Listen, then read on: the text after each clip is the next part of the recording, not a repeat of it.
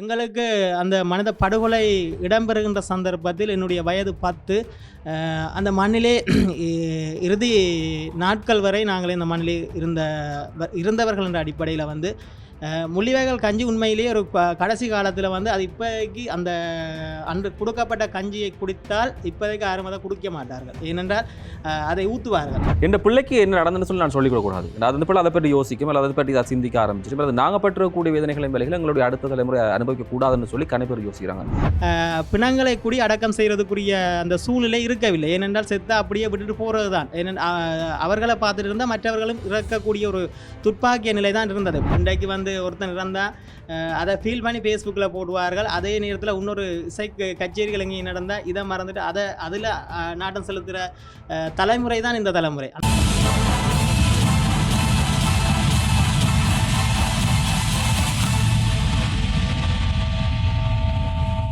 குறிப்பாக இந்த நினைவுகள் கடத்தல் என்பதும் அதை ஆதாரபூர்வமாக அல்லது ஆதர்ஷபூர்வமாக நமக்குள்ள எடுத்துக்கொள்வது என்பதும் அதை சொல்லிக்கொள்ளுதல் என்பதும் நிறையவே தேவைப்பாடான ஒரு காலகட்டத்தில் தான் நாங்கள் இருக்கோம். யாருமே இதை வந்து மாற்றுக்கிறதுக்காக அல்லது இது அப்படி இல்லை அப்படின்ற விஷயத்தை சொல்ல முடியாதுன்னு சொன்னால் அந்த தூரம் வேலைகளும் வேதனைகளும் ஒவ்வொருவருக்கும் நிறையவே இருக்கிறது. கணிசமாக அதை நினைவு கூறுதல் என்பதும் கடத்தல் என்பதும் தேவையாக இருக்கும். ஒரு குறிப்பிட்ட அளவானவர்கள் இது தப்பு தவறு இதை செய்தால் அப்படியெல்லாம் நடக்கும் என்று சொன்னால் மறுபக்கமாக அதனுடைய பாதிப்புகளை உணரக்கூடியவர்கள் அதனுடைய வேலைகளையும் வீரியத்தையும் எவ்வாறு கடத்தி கொள்ள முடியும் என்பதைத்தான் ஆதங்கத்தோடு பார்த்து கொண்டு ஏன்னா அந்த காலம் வெளியிலிருந்து பார்த்துக்கூடிய நிறைய பேருக்கு வந்து பதைப்பை கொடுத்துடக்கூடிய காலமாக அந்த காலம் இருந்தது. அப்போ உள்ளுக்கு இருந்தக்கூடிய ஆக்களுக்கு வந்து எப்படி அந்த நினைவுகளை கொடுத்துருக்கும் என்பதை வந்து நாங்கள் புரிஞ்சு கொண்டே ஆக வேண்டும்.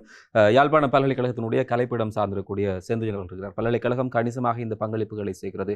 கடந்த ஆண்டும் மிக பெருமடப்பிலே இந்த முள்ளிவாய்க்கால் கஞ்சி எல்லாம் விநியோகம் செய்யப்படுகிற போது மாணவர்கள் இதை சாப்பிட்டு அங்கே ஆக்கள் இருந்துச்சு நம்ம ஒரு 6ஆம் ஆண்டு 7ஆம் ஆண்டு பிள்ளைகள் எல்லாம் சில காணொலிகள் பார்க்கிற போது அப்படி கேட்டுறக்கூடிய விஷயம். ஆனால் இப்போது கனப்பேர் பகிரக்கூடிய விஷயம் இந்த கஞ்சி கொடுக்கணும், அதை வந்து நிறைய பேர் குடிக்கணும்ன்றதுக்காக வந்து சுவை ஊட்டிகள்லாம் சேர்க்கிறோம். ஆனால் அங்கே கொடுத்துருக்கக்கூடிய கஞ்சி என்றது உப்பு, கொஞ்சம் உப்பு, தண்ணி, அரிசி இவ்வளவுதான் அதுக்குள்ள சேர்ந்திருந்தது. அதுக்கு பிறகு பாலை விட்டு அப்படியான விஷயங்களை செய்து கொடுப்பது என்பது நாங்கள் எங்களோட வரலாற்றை சரியாக கடத்துறதுல வந்து சரியான பின்னடைவை கொடுக்கும் அப்படின்றது நிறைய பேருடைய கருத்தாக இருக்கணும். இந்த கஞ்சி கொடுக்கறது என்பது நல்ல விஷயம். அது அன்றைக்கு எப்படியான சுவையோடு அந்த மக்கள் எடுத்துக்கொண்டாங்களோ அதே சுவையில கடத்தப்படணும் என்ற விஷயம் வந்து இந்த தலைமுறையிலே சொல்லிக் கொடுக்கப்படுகிறது. நீங்க சொல்லலாம் பல்கலைக்கழகம் முன்னெடுக்கக்கூடிய இந்த விஷயங்கள் ஒரு பக்கமாக இந்த நினைவுகளை கடத்துவது போட்டிகள் ரீதியாக கொண்டு செல்லப்படுகிறது, மறுபக்கமாக உணர்வுகள் ரீதியாக இந்த கடத்துகை என்பது எப்படி இருக்கிறது? வணக்கம். உணர்வுகள் ரீதியாக கடத்தல்கள் வந்து உண்மையில் முள்ளிவாய்க்கால் இனப்படுகொலை வந்து நடந்து இன்றுடன் 15 ஆண்டுகள் இந்த வருடத்தோடு பூர்த்தியாகின்றன. ஒரு மிகப்பெரிய ஒரு மனித படுகொலை வந்து முள்ளிவாய்க்கால் மண்ணிலே அரங்கேறியது. அந்த முள்ளிவாய்க்கால் மண்ணில் அரங்கேறிய படுகொலையை வந்து எங்களோட சமூகமும் திருப்பி அதை ஒருக்கா நினைவு கூறும் பொழுதும் முள்ளிவாய்க்கால் நினைவேந்தல் என்று அல்லாமல் ஒரு முள்ளிவாய்க்கால் இனப்படுகொலை என்ற தமிழினப்படுகொலை என்ற ஒரு வசனத்தை அங்கே பாவிக்கிறது வந்து நல்லது.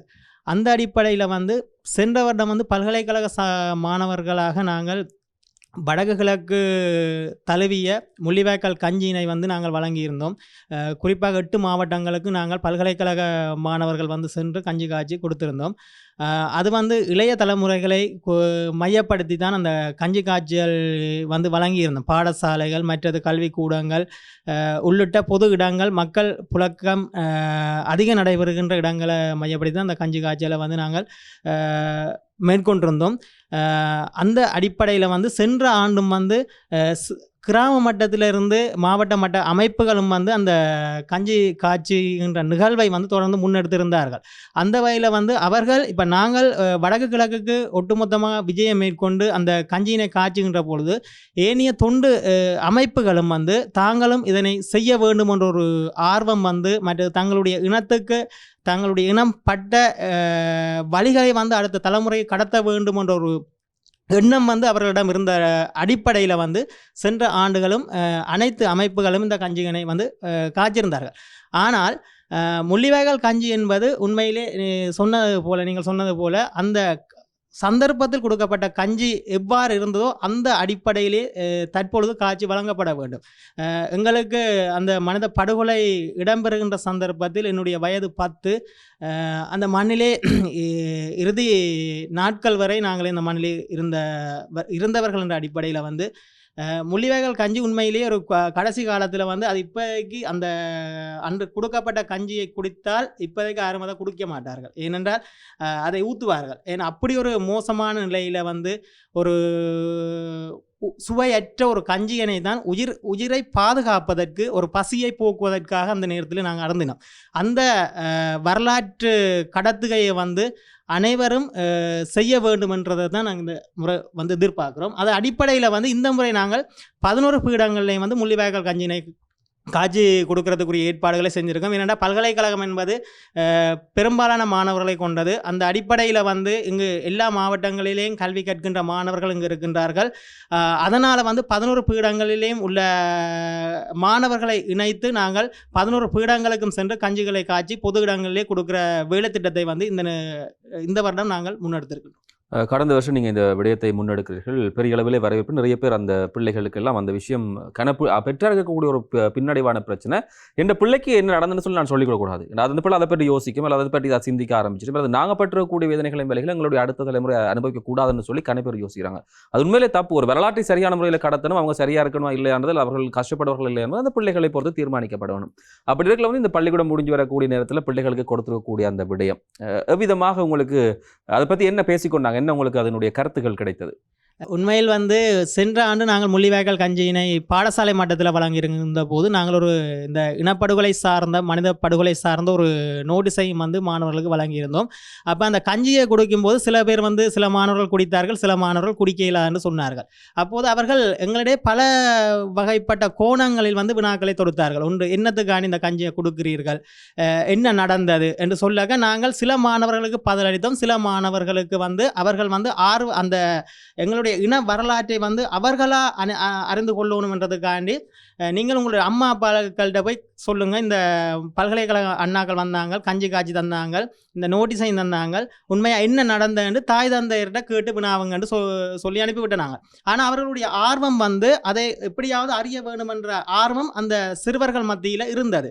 காரணம் என்னென்றால் இப்போ நாங்கள் சொல்கிற ஒரு விடயத்தை விட பெற்றோர்கள் வந்து ஒரு விடயத்தை வந்து பிள்ளைகளுக்கு சொல்லிக் கொடுக்கும்போது ஒரு அதீத நம்பிக்கையும் அந்த பெற்றோர்களுடைய கதையை கூடிய முறையில் செவிமடுக்கக்கூடிய தன்மை அந்த பிள்ளைகள்கிட்ட இருக்குது. அந்த அடிப்படையில் தான் நாங்கள் அந்த பிள்ளைகளுக்கு நாங்கள் அவ்வாறு பதிலளித்தோம். அத்தோடு வந்து பிள்ளைகள் வந்து அந்த நோட்டீஸை வந்து வாசித்தார்கள். கூடுதலான இல்லை, பெரும்பாலான பிள்ளைகள் வந்து அந்த நோட்டீஸை வந்து வாசித்தார்கள். ஒரு நோட்டீஸும் வந்து வீண்விரயமாக்கப்படவில்லை. எல்லோரும் வந்து வரிசையில் வந்து கஞ்சி கொடுக்கும்போது அவர்கள் குடித்தார்கள், வேண்டி குடித்தார்கள். யாரும் வந்து அதை உதாசீனப்படுத்தி விட்டு செல்லவில்லை. அந்த அடிப்படையில் வந்து மாணவர்கள் அடுத்த தலைமுறை வந்து எங்களுடைய இனம் சார்ந்த வழிகள், எங்களுடைய இனத்துக்கு மேலே திணிக்கப்பட்ட ஒரு இனப்படுகொலையை வந்து அடுத்த தலைமுறைக்கு கடத்த வேண்டும். இந்த இனத்தினுடைய படுகொலைக்கான நீதி 15 ஆண்டுகள் கடந்தும் இதுவரையும் எந்த ஒரு முயற்சியும் அதற்கு எட்டப்படவில்லை. ஆகவே அடுத்தடுத்த தலைமுறைகள் தொடர் போராட்டங்கள் தான் ஒரு வெற்றி நோக்கிய பயணத்தை வந்து கொண்டு செல்லும். அந்த அடிப்படையில் தான் நாங்கள் தொடர்ந்து இந்த வேலை திட்டத்தை செய்து கொண்டு வரோம். குறிப்பாக நீங்கள் சொன்னீங்க, நீங்கள் அந்த காலகட்டத்தில் உங்களுக்கு சரியாக 10 வயசுன்னு சொல்லி ஓரளவுக்கு நிறைய விஷயங்கள் தெரிந்திருக்கக்கூடிய வயதாக இருக்கும். அந்த பிராந்தியத்தை தவிர வெளியில் வாழ்ந்திருக்கக்கூடியவர்கள் ஸ்ரீலங்காவுக்குள்ள இருந்தால் வந்து அவங்க வந்து தங்களோட திறமஞ்சு புலம்பெயர்ச்சலுக்காக தயாராகி கொண்டிருப்பாங்க. வெளியில் இருந்திருந்தால் அவங்க தங்களோட வேலையை பார்த்து கொண்டு இருப்பாங்க. ஆனால் உள்ளுக்கு இருக்கக்கூடியவற்றை காப்பாற்றுவதும், அதாவது குறிப்பாக அவர் சொன்ன மாதிரி வீட்டில் மூத்த பிள்ளைன்னு சொன்னால் கணக்கு பொறுப்பு அங்கே இருக்குது. ஒவ்வொன்றை பராமரிக்க வேண்டிய பொறுப்பு இருக்கும், அல்லது கொண்டு செல்றதோ பரிமாற்றதோ ஏதோ ஒரு தேவைக்காக இருக்கும். வரிசையில் நிற்கணும், காயப்பட்டவர்களுக்கான சிகிச்சையோ சரி அது இல்லாவிட்டாலும் கூட இடத்துல கொண்டு போய் சேர்க்கணும். இப்படியான நிறைய இடர்பாடுகள் அந்த நாளில் இருந்திருக்கு. குறிப்பாக இந்த 15 வருஷத்துக்கு முற்பாடு இருந்திருக்கக்கூடிய இந்த நாட்கள் உங்களுக்கு ஞாபகம் இருக்குது? உண்மையில் ஏனென்றால் பட்ட வழிகளை வந்து எப்போதும் மறக்க இயலாது. அது மறக்க முடியாத ஒரு கடினமான சூழ்நிலை. 15 வருடத்துக்கு முற்பட்ட ஒரு கொடூரமான நாட்களை வந்து தான் கடந்து வந்துள்ளோம். நாங்கள் எழும்புறது ஒவ்வொரு நாளும் அந்த மரண ஊழத்தில் தான் இருக்கும்.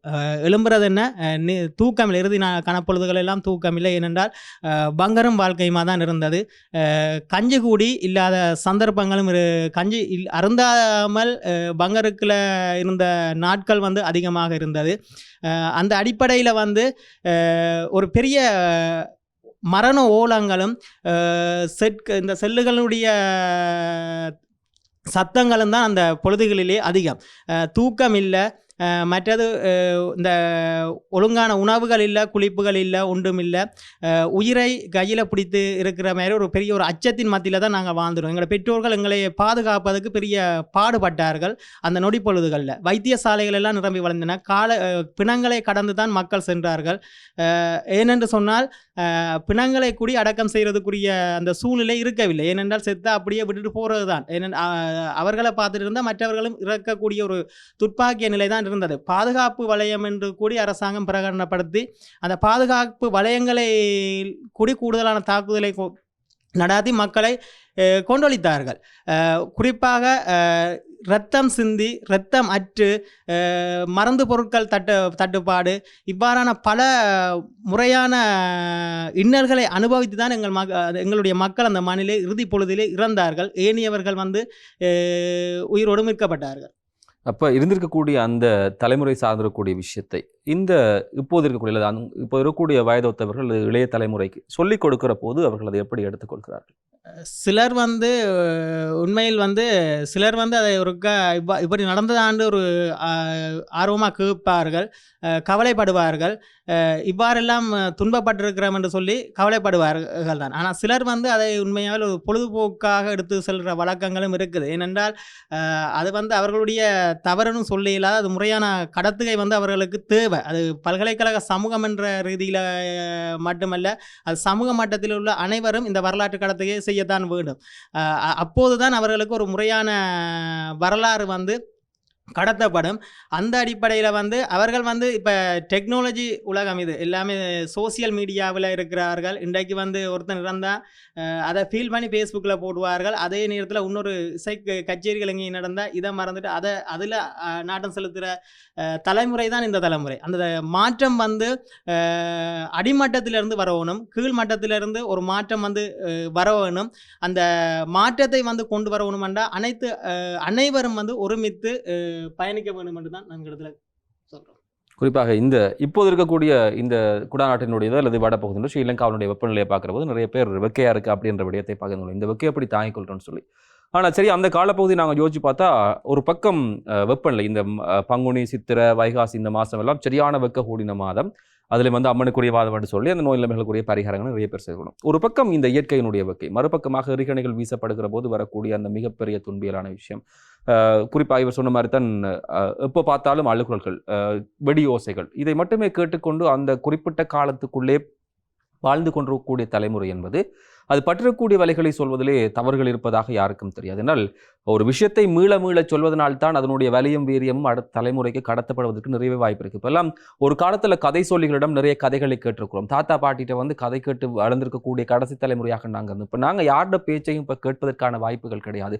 வேகமாக வளர்ந்திருக்கக்கூடிய இந்த உலகத்திலே, நவீனமயப்படுத்தப்பட்டிருக்கக்கூடிய உலகத்திலே வாழ்கிறோம் என்று சொல்லிக்கொண்டு நாங்கள் இந்த விஷயங்களை பெற்றுக்கொள்வதில் ஒரு வரலாறை அறிந்து கொள்ள விரும்பாத ஒரு தலைமுறை என்பது தன் தலையிலேயே மண்ணளி போடுகிற யானையினுடைய வாழ்க்கை ஒப்பானது என்று நிறைய விஷயங்கள் பேசப்படுகிறது. என்ன நடந்திருக்கு, எப்படி நடந்திருக்கு, இது ஏன் நடந்திருக்கு அப்படின்ற விடயங்களை தேடுவதன் மூலமாகத்தான் அங்கே என்ன விஷயம் இருந்திருக்கிறது இல்லை என்பதை ஒரு தலைமுறை பெற்றுக்கொள்வதற்கும் அந்த தலைமுறை அறிந்து கொள்வதற்கும் இருக்கிறது. நிறைய பேர் இப்போ ஆர்வமாக இல்லை இப்படிலாம் நடந்திருக்கு அப்படின்னு சொல்லிக்கல இது தொடக்கம் எப்படி இருக்கிறது, முடிவு எப்படி இருக்கிறார்கள். மறுபக்கமாக பார்த்தால் இதை ஆவணப்படுத்துவதிலே எந்தளவு தூரம் நம்மவர்கள் தலைப்பட்டு இருக்கிறார்கள். ஒரு பக்கம் பார்த்தா இந்த சமூக வலைத்தளத்தில் இப்படியான விஷயங்களை பதிவுகளை போட்டால் அதை தூக்குறதுக்கு அல்லது அதை தூக்குறது அந்த பதிவுகளை நீக்குவதற்கு எடுக்கப்படக்கூடிய முயற்சிகளிலே குறிப்பிட்ட அளவானவற்றை அந்த நிறுவனம் செய்கிறது. ஆனால் இது தப்பு போடுறது பிழையான விஷயத்தை போட்டுக்கொண்டிருக்கிறோம்னு சொல்லி முறைப்பாடு அளிப்பதற்கு ஒரு பெரிய கூட்டமே இருக்கிறது.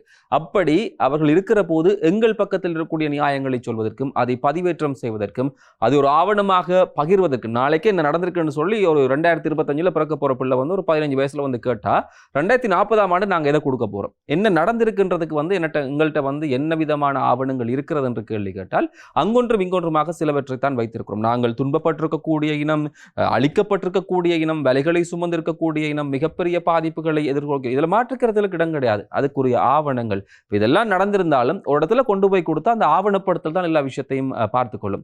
எனக்கெல்லாம் இப்படி நடந்திருக்குன்னு சொன்னால் நான் அது சார்ந்தக்கூடிய ஆவணங்களை கொண்டே கொடுத்தா ஒரு இடத்தை வந்து அதை ஏற்றுக்கொள்ளக்கூடிய நிலைமை இருக்கும். அப்படி எத்தனை விதமான தொகுப்புகள் அல்லது எப்படியான தொகுப்புகள் ஒரு குறிப்பிட்ட ஒரு முகவரியிலே போய் இது சார்ந்தக்கூடிய அத்தனை விவரங்களையும் பெற்றுக்கொள்ள வேண்டுமாக இருந்தால் அதுக்குரிய வாய்ப்புகள் எங்கே இருக்கிறது? மிகப்பெரிய கேள்வி ஒன்று நம் முன்னால் இருக்கிறது. தேடுவோம், இந்த விஷயங்கள் குறித்து பயணப்பட வேண்டிய தேவை இருக்கிறது.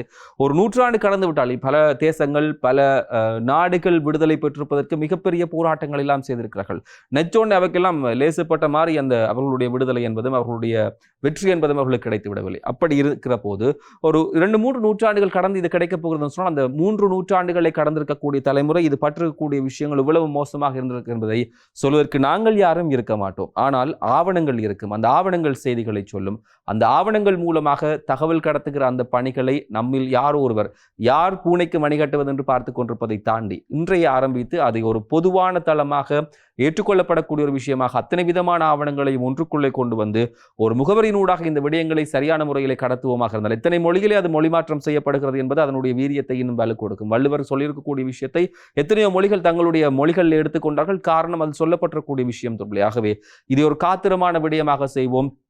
நினைவேந்தல் செய்வது தவறு என்று சொல்லவில்லை. ஆனால் நினைவுகள் சார்ந்திருக்கக்கூடிய விஷயங்களை அடுத்த தலைமுறைக்கு காத்திரமாக கடத்துவதற்கான பங்களிப்புகளை சரியான முறையிலே செய்து கொள்வோம் என்கிற விஷயத்தை இந்த வருடத்திலிருந்தாவது நாங்கள் மாற்றம் ஒன்றின் மூலமாக எடுத்துக்கொள்வோம் என்ற விடயத்தை சொல்கிறோம்.